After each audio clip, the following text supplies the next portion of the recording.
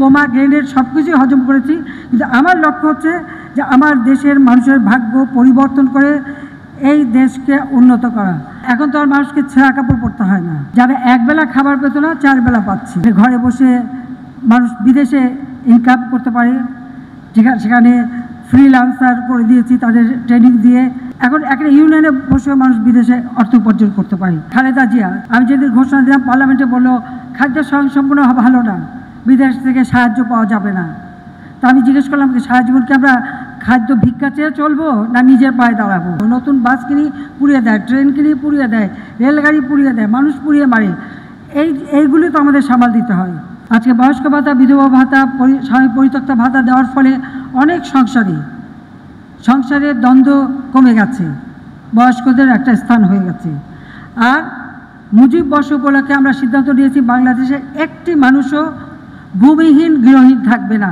আজকে প্রতি ঘরে ঘরে আমরা বিদ্যুৎ দিতে পেরেছি, কিন্তু আপনারা জানেন আমাদের প্রবৃদ্ধি কিন্তু প্রায় 7-8-এ চলে এসেছিল। মূল্যস্ফীতি সবসময় নিয়ন্ত্রণ রেখেছি, কারণ মূল্যস্ফীতি যদি কম থাকে, প্রবৃদ্ধি যদি উপরে থাকে, তার সুফলটা সাধারণ মানুষের কাছে পৌঁছায়।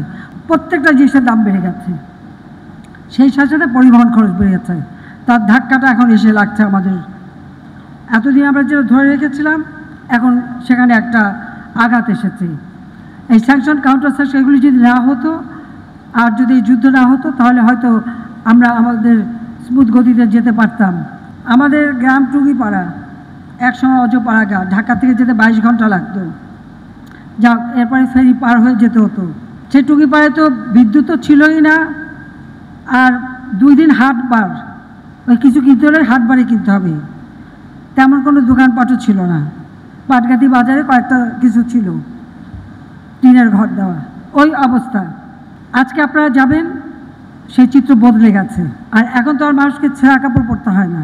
আর খাদ্যের ব্যাপারে যে কুড়িগ্রাম, রংপুর এইসব এলাকায় যে দুর্ভিক্ষ পীড়িত, সেখানে আমাদের রংপুর ডিভিশনের জিওসি আমাকে গল্প করলেন যে সে আসছিল, দেখে কৃষকরা মাঠে বসে খাচ্ছে, 11টা বাজে তখন। তাদের সাথে কথা হলো, বলে যে আপনারা কি সকালে নাস্তা খাচ্ছেন? বলে না না, নাস্তা তো খেয়ে আসছি বাড়ির থেকে, পান্তা খেয়ে আসছি, এখন খিদা লাগছে, 4টে ভাত খাই, কাজ শেষ করে বাড়ি যেয়ে বিকেলে আবার খাবো ভাত, আবার রাত্রে ঘুমানোর আগে আবার খাবো।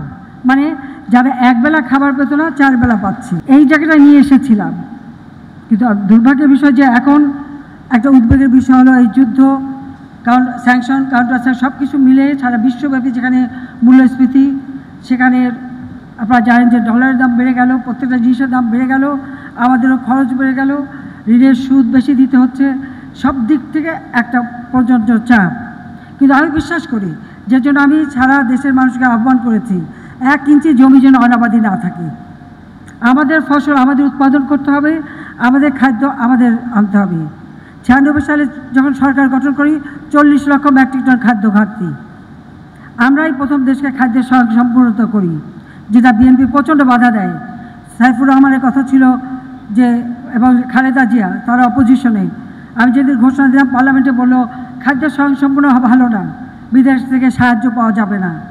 তা আমি জিজ্ঞেস করলাম যে সারা জীবনকে আমরা খাদ্য ভিক্ষা চেয়ে চলবো না নিজের পায়ে দাঁড়াবো? আমরা নিজের পায়ে দাঁড়াবো, ভিক্ষা চেয়ে চলবো না, অন্যকে খাওয়াবো, প্রয়োজনে অন্যকে খাওয়াবো।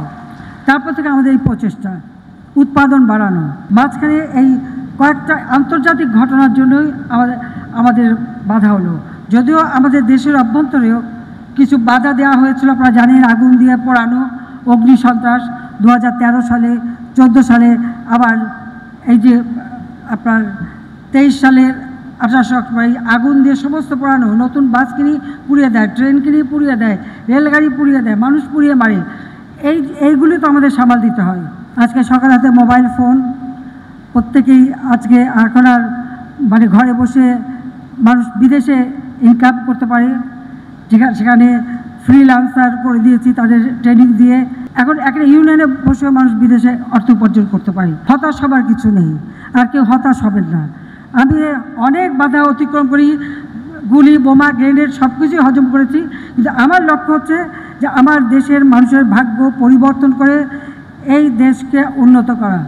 আমরা অনেক দূর এগিয়ে গেছি, ইনশাল্লাহ এই দেশটা যেভাবে এগিয়ে যাচ্ছে এভাবেই আমরা এগিয়ে যাব। যত বাধাই আসুক, সে বাধা নয়, সব বাধা আমরা অতিক্রম করতে পারবো।